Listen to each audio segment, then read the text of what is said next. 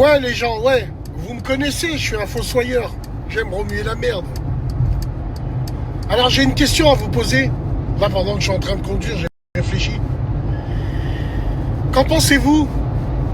Doit-on dire Allah irahmou pour Khamenei? Doit-on dire Allah irahmou pour Mahmoud Ahmadinejad, ou je me rappelle plus? Wallah, c'est une vraie question que je vous pose. Doit-on dire Allah irahmhum? Ouais. Moi, j'ai mon idée. Bon, chacun a son idée. C'est propre à chacun, moi, je dirais. Mais moi, vu que je suis quelqu'un qui assume mes idées, qu'est-ce que je pourrais dire dessus? Ben, je sortirais le Joker. Parce que pour moi, ils sont au même niveau que les autres. À Dubaï, aux Émirats, aux autres pays qui ont été touchés par l'Iran, en bas, c'est marqué « On a perdu notre nif pour du bif ». Moi, je suis pas algérien. Mais Wallah il azim, tous les Algériens qui parlent comme ça, vous êtes planqués en France, chez Mama França. Vous n'êtes même pas légitime de l'ouvrir. Vous êtes au courant de ce qui se passe? C'est l'Algérie, elle va apporter son soutien, elle va se retrouver seule et esselée. C'est vous qui êtes planqués en France, qui allez aller l'aider. Je m'en bats les couilles de vos réponses sur Internet. Moi, pensée géostratégique. Pensez ça avant tout.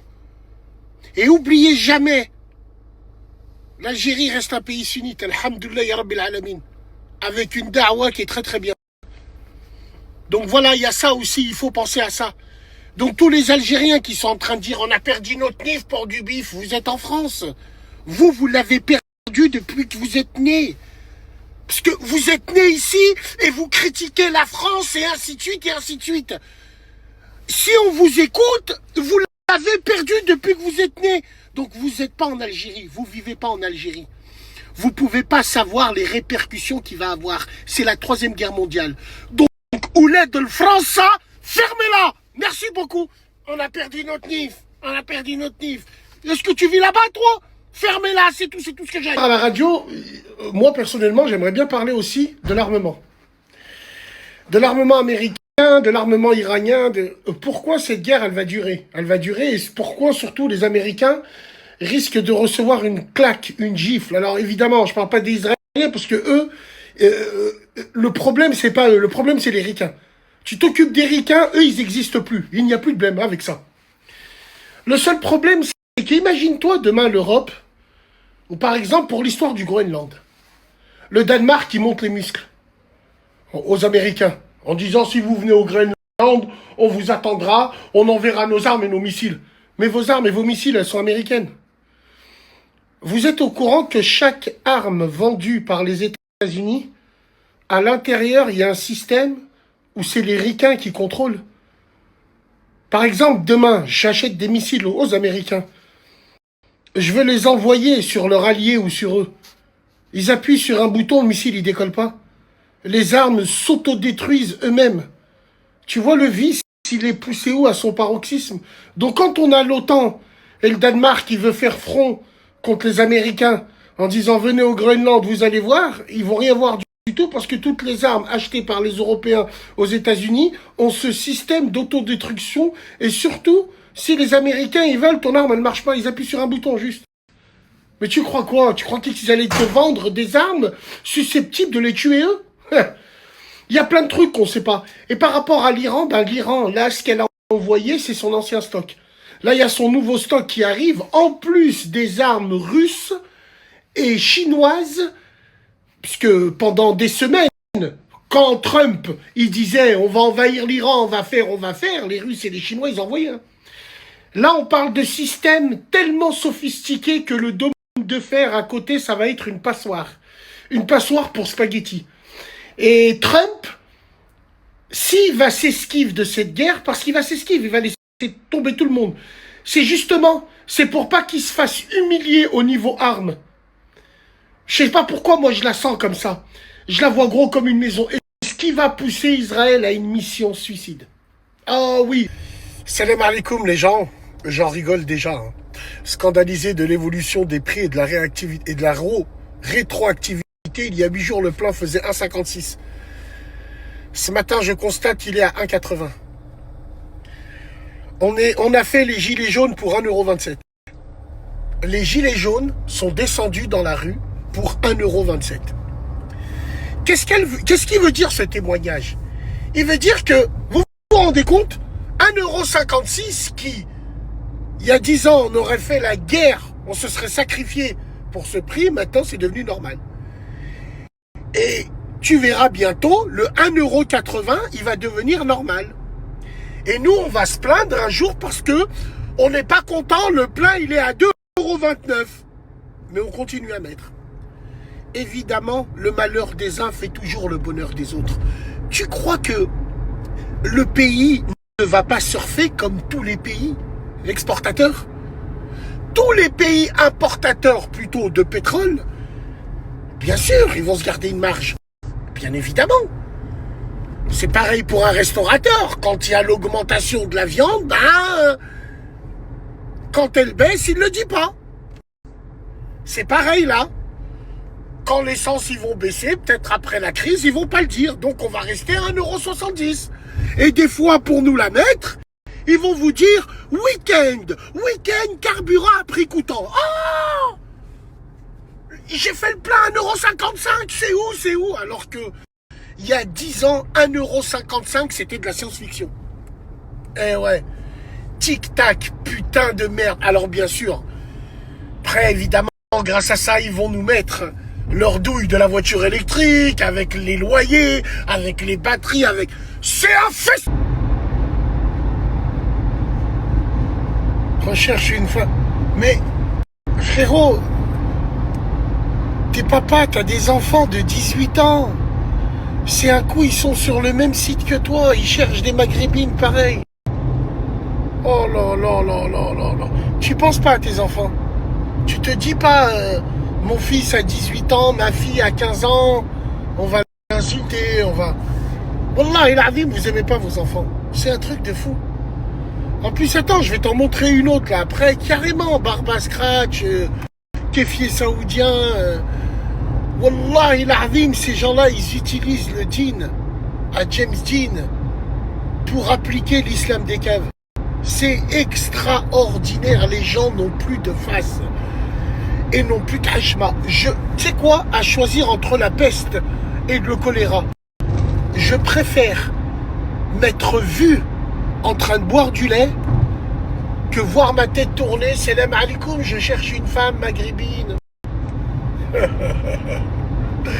Aïe, aïe, aïe, aïe, aïe. Écoutez, les gars, s'il y a des escrocs, c'est qu'il y a des pigeons.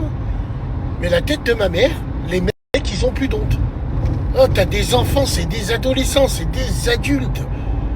Je sais pas, tu penses pas à eux, Non, vous pouvez pas faire ça en sous-marin. Vous faites afficher par un sac à main sur Internet, sur Snap, et personne dit rien.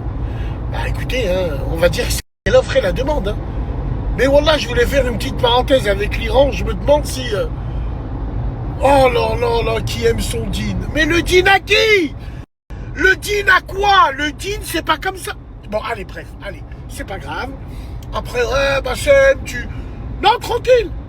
Recherche femme maghrébine. Il n'y a pas des femmes noires douces et loyales? Si, il y en a, mais bon. L'herbe est toujours plus verte ailleurs, c'est ça? Hein? Comment on peut ne pas épouser une femme qui ressemble à sa mère et à sa sœur? Après, ça fait le Wakanda, après. Après, ça lève le poids au cinéma. Après, ça met des bérets en cuir, après. Wallah, vous êtes des fétichistes. Vous utilisez le djinn. Wallah, vous êtes les plus grands fétichistes de la constellation. Qu'est-ce que je dis de l'univers? J'ai des doutes. Moi, plus les jours avancent, là, à Dubaï, le consulat américain a été touché par les Iraniens. Ouais, à force de dire, de crier au loup, à la fin, il fait plus peur. Ouais, l'Iran, c'est une pieuvre, ils ont des missiles partout, ils font partout. Qui te dit que c'est pas des milices privées qui sont engagées pour créer le chaos sous faux drapeau? Bah comme un peu, je l'ai dit avant, il n'y a pas que moi qui le dis, mais imagine-toi, une frappe par hasard, sous faux drapeau sur l'esplanade des mosquées. Tiens, vu que c'est détruit, ben on va reconstruire. Mais pas la mosquée, non, non, on va faire un temple. Si, parce que c'est écrit. Depuis la nuit des temps. Oh là là là. C'est un festival. J'en dors plus. Je regarde que ça. C'est fantastique. Les gars, pour ceux qui m'ont dit Bassem, Bofland, Bassem, tu fais n'importe quoi. Tiens, regarde. Tu vois? Voilà pourquoi je voulais mettre une tablette. La tablette, je voulais la mettre pour, comme tu peux voir, moteur.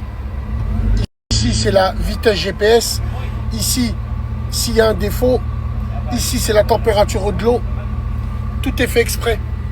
Donc voilà, quand on vous a dit qu'on a changé de moteur, on a mis un plus récent, autant profiter des prises d'ordinateur de bord. C'est pour ça.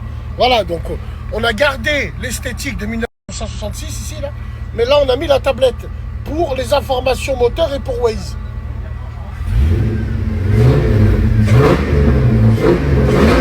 Salam alaikum les gens. Guerre en Iran, jour 6. Demain, c'est 7. On va essayer de faire un petit point rapidos, avec nos mots à nous, avec notre manière de voir les choses. Rapidos.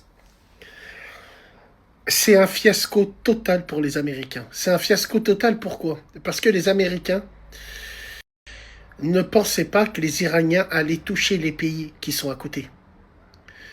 Dans leur état-major, ils n'avaient jamais prédit ça. Or, les États-Unis perdent de leur crédibilité parce qu'ils ne défendent pas leurs partenaires, ça déjà d'une.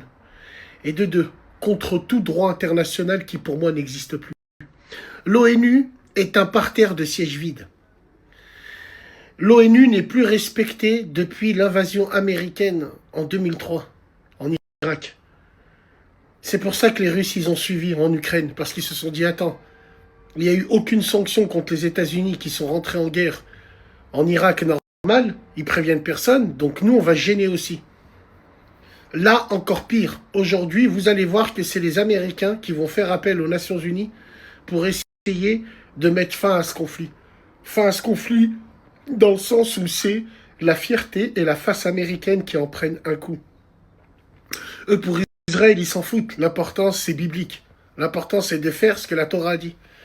Mais les États-Unis, c'est un putain de pied de nez. Et en plus, attends, le peuple commence à se réveiller, va se réveiller. Les Américains comptaient un retournement du peuple en Iran. Personne ne bouge en Iran. C'est une situation hyper bloquée. Le pire, plus les jours ils avancent et plus les Américains montrent qu'ils ne sont pas les maîtres du monde. Tu les vois aboyer en disant nous avons. En attendant, je peux te dire la vérité, leurs intercepteurs 3 sont déjà en rupture de stock. Ils sont obligés d'envoyer les intercepteurs de missiles 2. Voilà, moi qui regarde beaucoup, j'en rate pas une miette, je vous fais une petite synthèse apparemment, même si les médias pro-occidentaux ne veulent pas dire la vérité, mais ils te montrent un petit peu que les États-Unis sont en grande difficulté. Tout simplement.